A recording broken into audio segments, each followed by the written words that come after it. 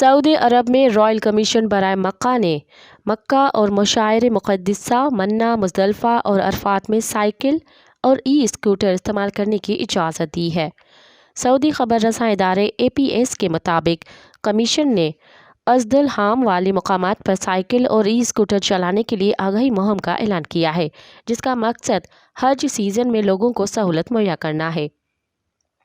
Transport مرکز کی جانب سے مکہ مکرمہ اور حج مقامات میں سائیکل اور ای اسکوٹر کے استعمال کی آگاہی مہم کے تحت القرا یونیورسٹی اور قدانہ کمپنی برائے ترقیاتی امور کے ذمہ داران کے ساتھ ملاقات کی تاکہ منظم لائے عمل مرتب کیا جائے۔ مزید خبرن ऐं तफ़सीलात लाइ विज़िट कयो असांजी वेबसाइट www.awamiNewsHD.com ऐं ॾिसंदा रहो अवामी न्यूज़ HD।